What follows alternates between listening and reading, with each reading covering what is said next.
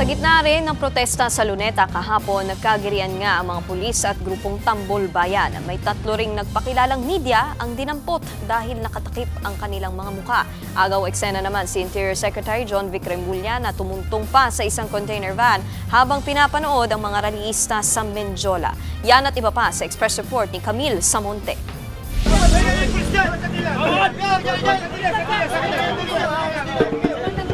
Sa pilitang pinigilan at hinarang ng mga pulis ang mga miyembro ng grupong Tambol Bayan sa Luneta sa Maynila. Kuya, kahit 2 tambol lang.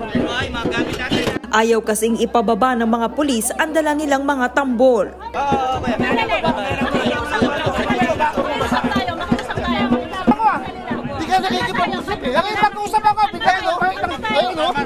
Pero naggagirian pa rin ang isang pulis at isang miyembro ng grupo.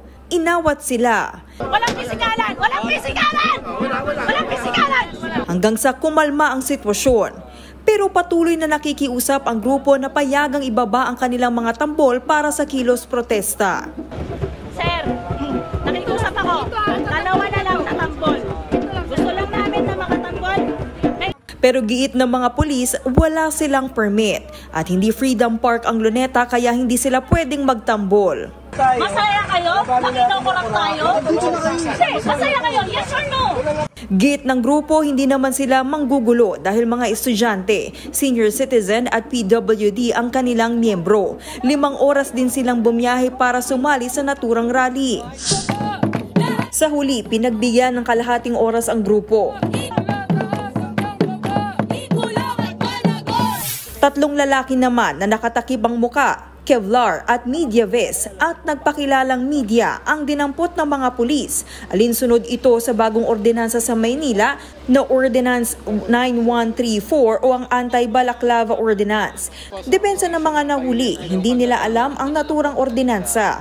Ayon sa mga pulis, wala silang intensyong harangin ang press freedom ng mga nagpakilalang media. Pero pinili lang daw nilang maging maingat bilang seguridad sa malawakang rally, lalo't hindi naman kadalasang nagsusuot ng ganito ang media. Samantala, iba't ibang grupo ang dumalo sa Baha sa Luneta 2.0.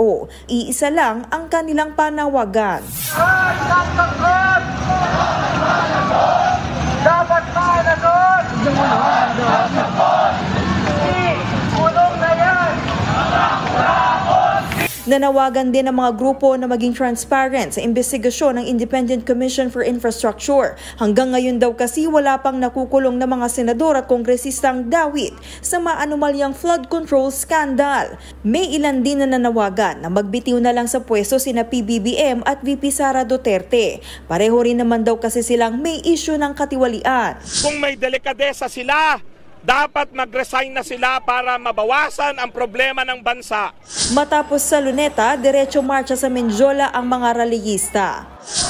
Sa gitna ng programa, agaw eksena naman si Interior Secretary John Vic Remulla. Umakyat siya sa container van na nakabarikada sa Recto Avenue at tumayo sa ibabaw nito. Nakahalukip-kip pa siya. Marami namang rallyista ang nairita at dinamay na rin siya sa mga gusto nilang pababain sa pwesto.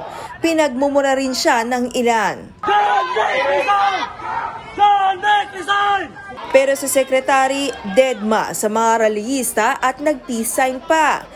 Generally peaceful naman daw ang mga pagtitipon ayon kay Remulla. Aabot sa 16,000 pulis ang ipinakalat sa Metro Manila para mapanatili ang kaayusan sa mga protesta. Nagbabalita mula sa Frontline, Camille Samonte, News 5. Mga kapatid, Nikki de Guzman po. Para sa pasada ng mga rumaratsyadang balita, mag-follow at mag-subscribe na sa social media pages ng News 5.